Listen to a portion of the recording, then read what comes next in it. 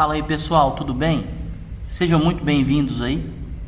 Bom, hoje eu trouxe aqui, uma análise para que a gente possa entender, da onde que vem a equação do valor médio e do valor RMS de um sinal, de onda quadrada. Esse sinal aqui é o que eu estou mostrando, um sinal de onda quadrada não alternado. Então o sinal de onda quadrada, esse sinal aqui assimétrico, ele só tem partes positivas, ou ausência de sinal. Então ele não tem nenhuma parte, composta por valor negativo. Então nesse sinal, como a gente tem uma frequência, a gente tem um período de repetição. Isso aqui que está em preto, escrito T aqui, é o período. O período é o que não se repete, é o tempo necessário para se completar um ciclo. Então esse sinal, ele fica em 1 uma parte do tempo e em 0 outra parte do tempo. E isso se repete ciclicamente, de ciclos em ciclos. Essa parte onde o sinal tem o valor positivo, a gente chama de T-on, que é o tempo em que o sinal fica em nível lógico 1.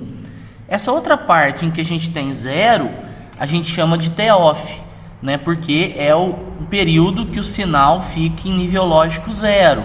O T é o período, é o T-on mais o T-off, são os dois basicamente aqui somados. O VP é o valor de pico aqui, eu chamei de VP, esse termo VP aqui poderia ter chamado de VX, V, enfim, eu chamei de VP para falar que é o valor de pico. Lembrando que eu tenho um sinal digital praticamente, nível lógico 1, nível lógico 0. Vamos imaginar então que nós quiséssemos encontrar, o valor médio e o valor RMS, fazer um pouquinho de conta. Eu já basicamente fiz aqui, eu escrevi isso no quadro, tirei uma foto para ficar mais fácil aqui de explicar, ok? Então, só para relembrar aqui, basicamente a gente tem o duty cycle, também chamado de largura de pulso, ou também chamado mais corretamente de razão cíclica. A razão cíclica é o D. Esse D aqui, para essa primeira análise do valor médio, a gente vai considerar 0,5, isto é, o T-on igual ao T-off. O duty cycle, quanto maior o valor dele, maior será o valor médio do sinal e maior será o valor root mean square, valor RMS, o médio quadrático, certo? Então, eu sei que o período é o T-on, o tempo que o sinal fica em 1 mais o tempo que o sinal fica em 0. O duty cycle, que é a razão cíclica, é o percentual, é como se fosse uma medida de razão aqui entre o tempo que o sinal fica em 1 em relação ao tempo total. Então, quanto maior o sinal, quanto maior o D, o duty cycle, quer dizer que o T-on está tendo uma representatividade percentualmente maior, considerando o período T. Então, maior vai ser o valor médio, o valor RMS. Então, se eu isolar o T-on, eu sei que o T-on vai ser DT, D vezes T. Por isso que no gráfico aqui, eu coloquei D vezes T aqui nesse ponto que é o T-on. Bom, mas valor médio, por essência, o que é o valor médio? É basicamente a área dividido pelo período. Isso aqui, gente, a gente pode aplicar para qualquer função, qualquer função periódica, Por quê? Porque é a área pelo intervalo. Beleza, mas o que é a área desse quadrado? Essa figura geométrica aqui, ela é conhecida, Então, nesse caso, eu poderia pegar um lado vezes o outro. Mas o que é um lado? Um dos lados é o valor de pico, o valor máximo, VP. E o que é o outro lado? O outro lado é o tempo, que é o T-on. Só que nesse caso, eu fiz aqui, considerando uma largura de pulso de 0,5. Por que eu fiz isso? Porque normalmente o valor médio de um sinal desse é muito simples, é VP, o valor máximo, vezes o duty cycle. Esse é o valor médio. O que vai variar? É o duty cycle, a razão cíclica, o D. O VP, o valor aqui em nível lógico 1, não varia. Aí aqui eu coloquei um caso particular falando que o duty cycle, a razão cíclica, vale meio. Se ela vale meio, é porque esse ponto aqui está na metade do T. Então, calculando a área dessa figura geométrica, que pode ser um retângulo, né? Vai ser VP vezes esse intervalo. Mas o que é esse intervalo? Esse intervalo é o T, que é o período, dividido por 2, porque eu considerei a largura de pulso 0,5, 50%. Então, T dividido por 2. E o que é o intervalo todo? Eu estou analisando todo esse intervalo. É o período T. Dessa forma, ficou fácil, né?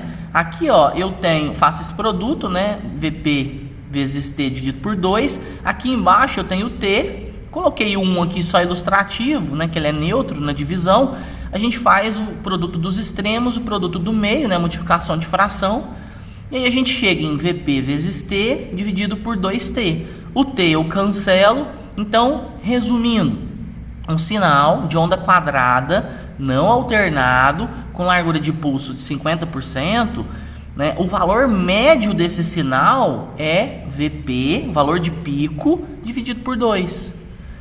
Eu não coloquei aqui, poderia ter colocado, né? Mas a equação genérica seria o V a VG, que é o valor médio, é igual ao VP vezes o D, que é a razão cíclica, né? Então essa seria a equação genérica. Para esse caso particular do D valer meio, né, a gente tem VP dividido por 2, né? Lógico, metade do tempo eu tenho sinal, metade do tempo eu não tenho sinal, né? Enfim, então o valor médio aqui é bem simples. E o valor root mean square? O valor root mean square é o valor médio quadrático, né? Esse valor root mean square, ele basicamente segue, né, a mesma ideia do médio, contudo a gente aplica, né, o quadrado e depois a raiz, né, para encontrar o valor médio quadrático do sinal. Beleza, dessa forma, ó, eu escrevi aqui a equação genérica. O que é equação genérica? Que você pode utilizar para qualquer sinal. Valor RMS, né, root mean square, também chamado de eficaz, né, vai ser igual a raiz, né, da função. Só que como que a gente calcula a área, né? A área, nesse caso aqui, de uma figura geométrica conhecida. Mas se não fosse uma figura geométrica conhecida, né? Se não fosse uma figura geométrica conhecida, nós teríamos que descrever a função aqui e calcular a área pela integral, né? Então, eu coloquei aqui a integral de 0 a t, como se essa função não fosse conhecida, né? De 0 a t. A integral de quem, né? A integral de um valor constante, VP, né? Só que eu tenho que integrar a função ao quadrado, porque root mean square, square vem do quadrado, né? Root vem de raiz média quadrática. Então a função vai ser elevada ao quadrado. Então eu considerei que a função é um valor constante, né? Ele não é um valor constante, mas eu considerei inicialmente que fosse um valor constante, ó, VP ao quadrado, né? E eu estou integrando em relação ao tempo, né? A dt. E aqui embaixo é o intervalo. Veja que o que eu tenho aqui dentro da raiz? É a área dividido pelo intervalo, pelo período. A mesma coisa do valor médio. Só que o único detalhe é que no cálculo da área eu tenho que considerar que a função está ao quadrado e eu tenho que colocar todo mundo dentro da raiz, porque eu extraio a raiz ao final, certo? Só que para ajustar essa descrição aqui genérica no início, o que eu fiz? Eu coloquei, ó, essa integral é uma integral de 0 a t, veja. Só que de 0 até t, eu tenho um intervalo que eu tenho a função VP e eu tenho um intervalo que eu não tenho a função VP, que eu tenho 0. Então eu vim cá, ó, e descrevi de forma separada. Então é a integral de 0 a dt, lembrando que dt é o t-on, é a mesma coisa do t-on, tinha explicado aqui, ó, a gente tinha isolado aqui, é o duty cycle vezes o tempo. Então 0 a dt, e eu vou integrar VP, que é uma função constante. Se fosse uma senoidal, eu escreveria aqui, né? VP seno de ômega t. Enfim, né? Aqui eu posso trabalhar com a função periódica que eu quiser. Nesse caso é uma função constante. Então VP é uma constante. Então VP ao quadrado e eu estou integrando em relação a dt. Mais integral do segundo pedaço aqui. O que é esse segundo pedaço? É 0, ausência de sinal. Então 0 ao quadrado, isso aqui foi só ilustrativo, né? De dt até t, né? Eu estaria integrando de dt até t nesse intervalo. Então esse pedaço aqui, ó, é nulo, né? 0 ao quadrado é 0, integral de 0 é 0, então isso aqui é 0, 0 na soma é neutro, então eu elimino isso aqui. Aí eu vou ficar com raiz da integral de 0 a dt de vp ao quadrado dt dividido pelo período t. Beleza, só que vp, eu tinha comentado, é uma constante. Ó, esse intervalo, vp não muda, não há variação. Se é uma constante, eu posso tirar aqui da integral. Então, aqui embaixo que eu fiz, eu tirei o vp da integral, ficou 1. Então, integral de 0 a dt, né, de 1 em relação a dt. Estou basicamente, né, lembrando que esse dt aqui, ó, é o Duty Cycle vezes o tempo. E esse dt aqui, ó, é o argumento da integral, né? Eu estou integrando em relação ao tempo. Depois, feito isso, o que é a integral de 1 em relação a dt, né, ao tempo? É o próprio tempo. Então, vp ao quadrado vezes o próprio tempo, né? Só que eu estou integrando em que intervalo? De 0 a dt. Então, é sempre o final menos o inicial. Então, eu coloquei aqui, ó, a integral de 1 em relação a dt é t, mas essa integral ela aconteceu no intervalo de 0 a dt. Perfeito. Então é sempre o final, dt, menos o inicial. Então eu coloquei aqui, ó, dt no lugar do t, né? Que é tempo, né? dt é tempo. dt menos 0, que é o inicial.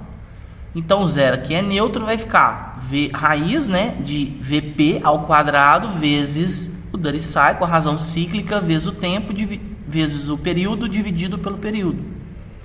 Então esse t eu cancelo com esse t. Vai ficar raiz de vp ao quadrado vezes o Duty Cycle. Como eu tenho esse quadrado, né, esse expoente, eu posso cancelar com esse índice da raiz. Eu poderia separar aqui, né, usar a propriedade lá da radiciação, raiz de vp ao quadrado vezes raiz de Duty Cycle. E aí eu cancelo, o quadrado cancela a raiz, o vp sai fora da raiz. Então, por fim, né, nós chegamos à equação que, considerando um sinal de onda quadrada não alternado, né, esse sinal de onda quadrada não alternado assimétrico, nós temos que o valor root mean square de um sinal desse é o valor de pico vezes raiz da razão cíclica. Agora, essa equação ela é genérica. A equação do valor médio, eu não escrevi ela genérica. A genérica é Vp vezes o Duty Cycle. E o RMS seria Vp vezes raiz do Duty Cycle. Então a única coisa que muda é que no valor médio eu tenho o Duty Cycle e no valor root mean square eu tenho a raiz do Duty Cycle.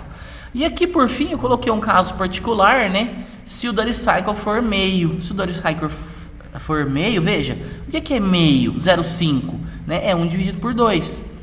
Aplicando as propriedades da radiciação, eu tenho que raiz de 1 dividido por raiz de 2. Raiz de 1 é 1, então vai ficar Vp dividido por raiz de 2. Então, para um sinal de onda quadrada assimétrico, não alternado, a gente tem que o valor RMS com uma largura de pulso de 50% vai ser Vp dividido por raiz de 2.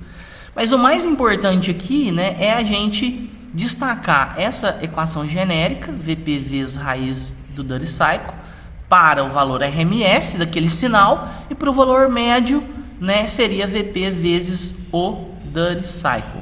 Bom, gente, é isso. Já prolonguei muito, falei muito, né? Fico por aqui.